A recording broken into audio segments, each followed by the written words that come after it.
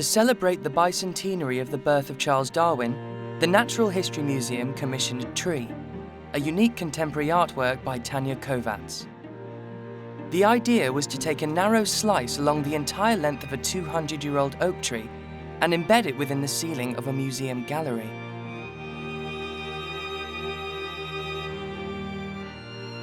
One of the starting points for Tree is my relationship with a particular Darwin drawing. I mean, it's a very iconic image from the history of science. And it's a drawing he made in one of his notebooks. At the top of the page, it's written, "I think," and then the thinking breaks down into images. It's like he can't think in words anymore. And there it is, all kind of in one little sketch in a notebook. You kind of have this sort of window onto what was to follow.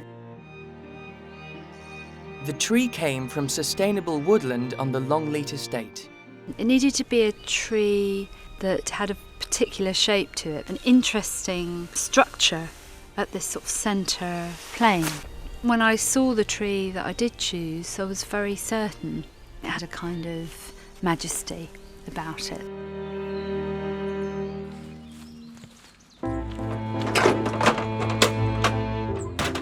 Bringing a tree down is something I've never been involved with before, I've never even seen before. There's quite a lot of the tree that I'm not using in the project, so those bits could just be dropped down.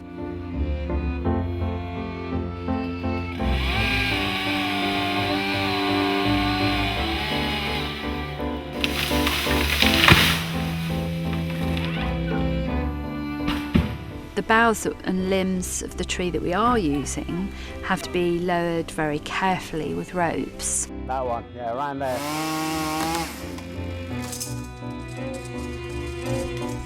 The third The one at the that's back. we don't want. We don't want. Okay. The other two we do.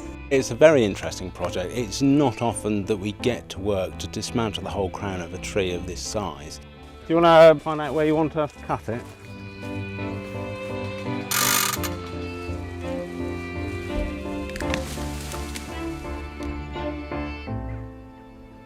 All my work's about landscape in one way or another, and our relationship with landscape, whether that's a kind of cultural relationship or a personal relationship. The tree is very rich in its sort of symbolic place in our culture. We use trees to think about the past, we use trees to model ancestry. And again, sort of thinking about the cultural status of the wood or the forest. I mean, it is a kind of fairy tale place. I've been working with a lot of images of the tree, but I've actually found the photographs I'm working from haven't been as useful as this odd-looking drawing that I'm making of the tree, where I can kind of map out the branches as they're coming down. That was 14, the one coming off there.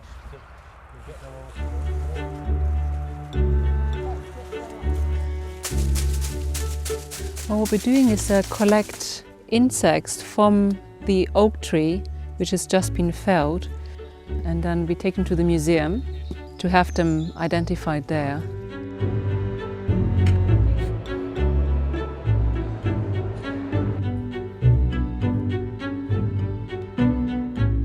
The largest things that we can find are the common earwig, Forficula, which is a very abundant insect in the UK. And there's one ladybird here, which is a 14-spot ladybird. We've got a millipede. There's a slug here. This is quite a common slug. And there is in fact a beetle here. There's a woodlouse there. 2 fungus gnats. There's a caterpillar, quite a few bark lice here. Most of what we have left here is spiders. But it's interesting that you can collect in just a few minutes such a lot of diversity even off a single oak tree.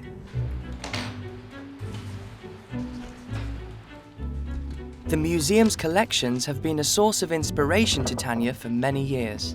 For me, it's kind of encyclopedia of the natural world that you can walk around in.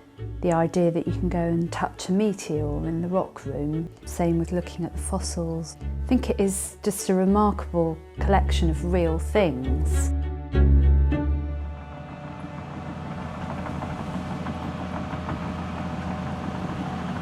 He was worried that some of those roots were so big, he thought, oh, maybe that was a sign that it might have kind of hollowed out. But we won't know until it's kind of up.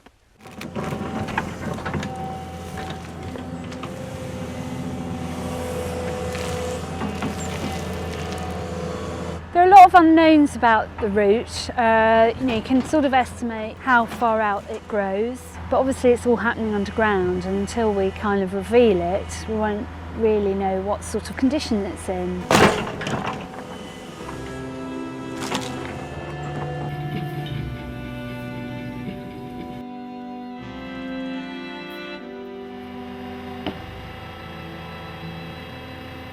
Watching something this magnificent go over is quite emotional. To know that it had stood that long and now no longer stood, but at the same time what I'm doing is trying to allow it a place forever and celebrate it in some way.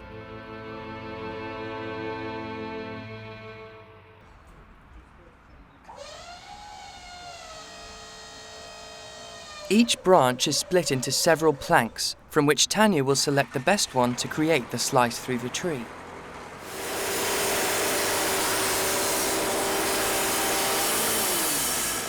That's this yellow ring to say, okay, we're not using that one, but we are using that one. But the main trunk is still too big to go through the machine. Well, what if we cut there then? So we have to cut through there.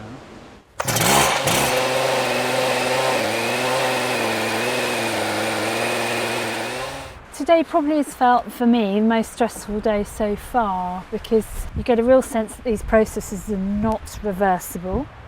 The pressure of how do you make this look like a tree again feels very present to me.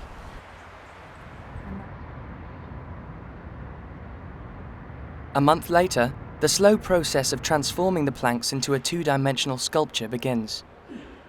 What we've got here laid out in the workshop is the tree reassembled. So it's like a big kind of jigsaw of itself. And then where those limbs have produced smaller branches that come through our line, those are included. So it's kind of from twig to massive trunk sections. The next big step is to dry the timber. So we need to move it all into a sea container, which has a humidifier and a heater in there. For a plank like that normally, you would allow a year per inch. We're looking at kind of a month drying time. The time frame is incredibly tight, but the project risks being held up by the tree's root ball. Originally weighing around 25 tons, cutting it down to a manageable size is a daunting task. I mean, any more you can get off, great. What happens is this will get chopped here anyway, and then they'll probably sort of try and find the flat line in that one. Just getting it clean is so problematic because the root, as it's growing, sucks up rocks into it. They're actually within the wood itself.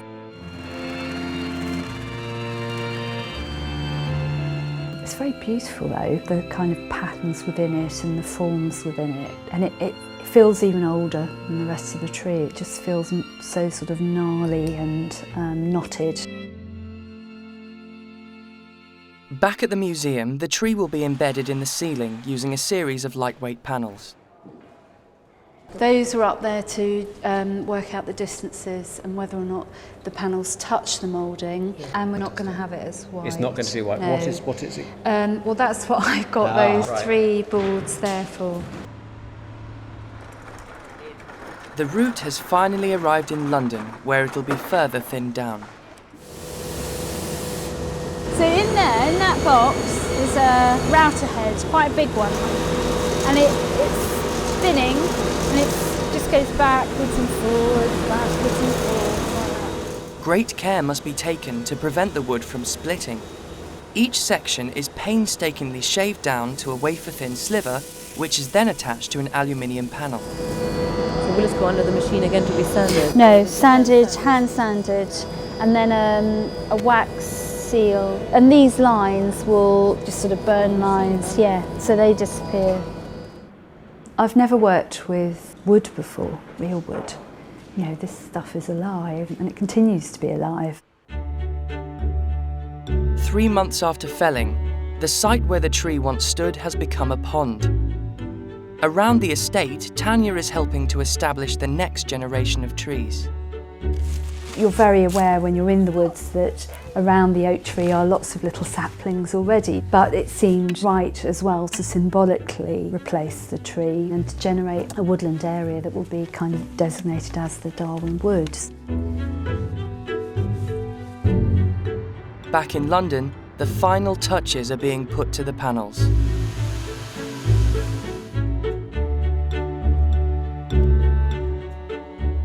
The root is also out of the kiln, enabling Tania to complete the jigsaw. This is such a beautiful shape now and so structural. Yeah, I think it's fantastic like that.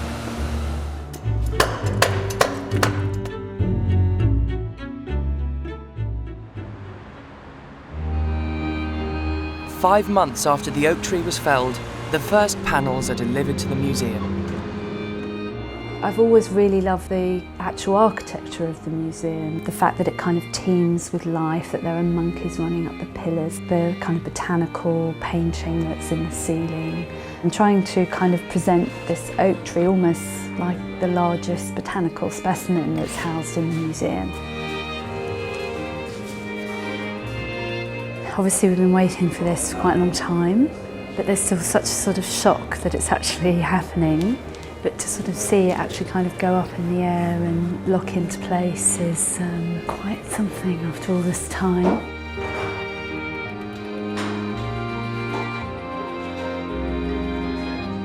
The fact that the tree will be above the viewer, you'll be looking up into it, it's sort of swimming over your head. You're in the wood.